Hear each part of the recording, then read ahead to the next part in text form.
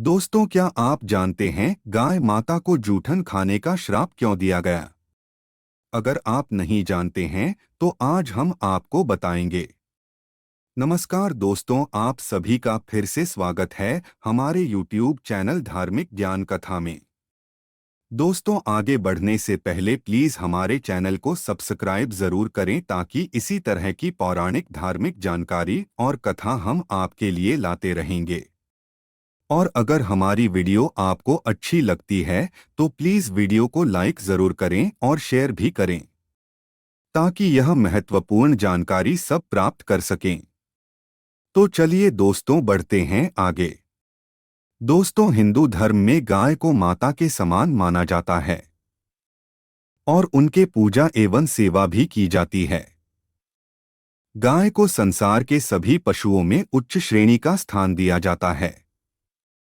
यहाँ तक कि हमारी रसोई में बनी हुई पहली रोटी भी गौ माता के नाम की ही होती है।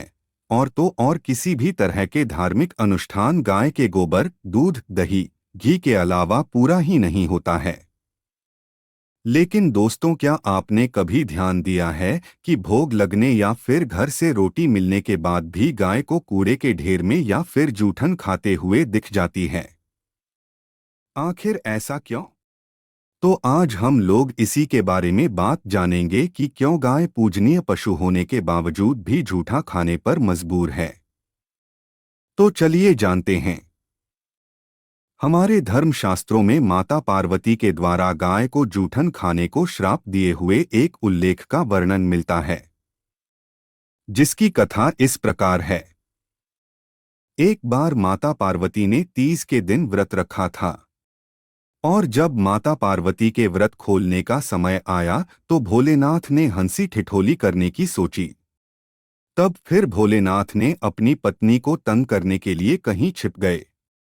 माता पार्वती ने अपने पति को ढूंढने के लिए चारों दिशाओं में भ्रमण किया, फिर भी उन्हें भोलेनाथ कहीं नहीं मिले। तब फिर माता पार्वती जब निराश हो गई तब जाकर किसी एक स्थान पर बैठ गई और वह अपने पति को लौटने का इंतजार करने लगी। समय बिता के फिर भगवान शंकर उनके पास नहीं पहुंचे। सूर्य भी ढलने वाला था। ऐसे में माता पार्वती ने सोचा, भगवान तो खुद ही इस संसार के जनक है, जिनसे कोई भी बात छिपी नहीं है। ऐसे में वह जहां भी होंगे वह हमें पूजा करते हुए जरूर देख लेंगे।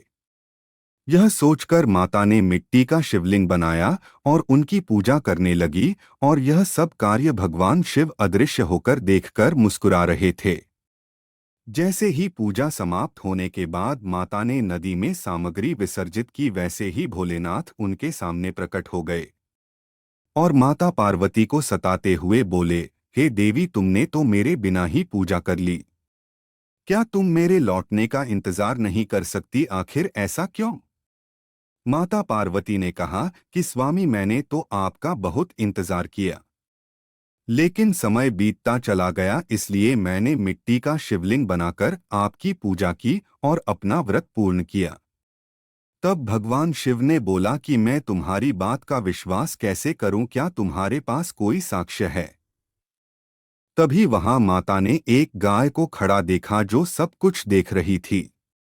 माता पार्वती ने भोलेनाथ से कहा कि यह गाय मेरी पूजा की साक्षी है, आप इन्हें भी पूछ लीजिए। लेकिन वह गाय भी भगवान शंकर के साथ ही हंसी ठिठोली से वाकिफ थी। तब महादेव ने उस गाय से पूछा कि ये क्या सच बोल रही है? तब गाय ने भी भगवान शिव का साथ देते हुए नामे सर हिला दिया। तब महादेव ने हंसते हुए माता पार्वती से कहा कि वह हंसी ठिठोली कर रहे थे और उन्हें सत्य का ज्ञान है। तब माता पार्वती ने अपने पति के सामने अकारण ही झूठा कहलाने का कारण वह सह नहीं सकी और वह गाय को श्राप देते हुए कहा कि जिस तरह आज तुमने झूठ बोला है, उसी प्रकार संसार में तुझे जूठन ही खानी पड़ेगी। तुझे कितना भी अच्छा भोजन क्यों न मिल जाए, फिर भी तुम हमेशा जूठन के पीछे ही भागेगी। यह सुनकर गौमाता रोने लगी और तब भगवान शंकर बोले कि वह तो मेरे कहने पर ही झूठ बोल रही थी और इसमें उसकी कोई गलती नहीं है। यह सुनकर माता पार्वती को अपने दिए गए श्राप पर दुख हुआ और उन्होंने पुनः गौ माता को यह वरदान दिया कि वह दिव्य जन्मा है और उनके सभी गुण यथावत ही रहेंगे, लेकिन उनका दिया हुआ श्राप अब नहीं टल सकता। तो दोस्तों, माता पार्वती और गौ माता की यह कथा हमें यह शिक्षा देती है कि जीवन में झूठ बोलने के हमें कितने भयंकर परिणाम झेलना पड़ता है।